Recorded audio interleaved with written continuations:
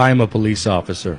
There was an abandoned building in the mountains of our village, and 4 young men who were on an expedition to the building were recently reported missing. Moreover, I heard from my senior colleague that there had been several more people missing in the building before, but even then, he said no evidence was found. After all, I visited the building to investigate the case. It was an abandoned building that was gloomy, even at a glance. There was a small temple next to it, and I met a monk there. Then I asked the monk about the abandoned building. The monk said that the building was occupied by the devil and told me not to even go near it. I snorted at him because I didn't believe such things, but the monk had a very solemn face, and he said, "Never go inside the building. But if you must go there, remember one thing. If you hear something, you must leave immediately. When the devil opens its mouth, the gates of hell will open as well." I half-heartedly replied okay and went into the building with enthusiasm. I slowly looked around the inside of the dark building with a flashlight when I suddenly saw 2 eyes shining brightly in the dark. When I shined the flashlight, I spotted a man crawling like a snake on the floor. Then he looked at me curiously and whispered something.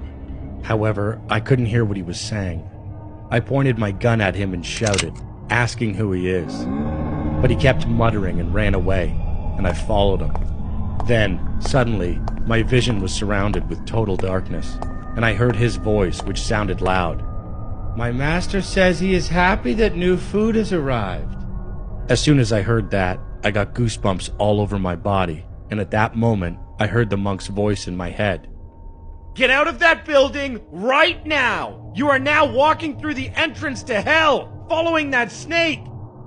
However, it was so dark that I couldn't see ahead.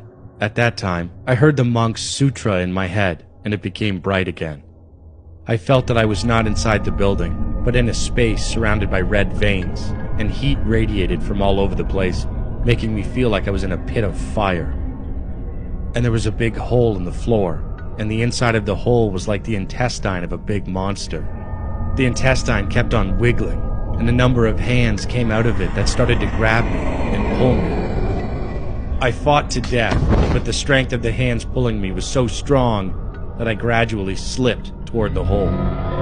My body continued to be sucked into the hole as if I was riding a slide, and I called the monk at the top of my lungs as I tried my best not to be sucked in. At that moment, I heard the front door slam open, and I heard the monk's voice. The sound of the monk reciting Buddhist sutras resonated very loudly in the building. Then I heard a scream, and all the hands that had been holding me disappeared. Soon after, the scent of lotus petals began to fill the building, and as the heat dissipated, the large hole in the floor began to shrink. I got out of the hole, and the veins in the hole that had surrounded me finally faded away. At the same time, my whole body felt weak, and I eventually passed out on the spot. When I opened my eyes, I found myself lying in a temple, and the monk was reciting Buddhist scriptures next to me. He told me that it was a close call, and told me not to ever do that again. I thanked him for saving my life, and said goodbye.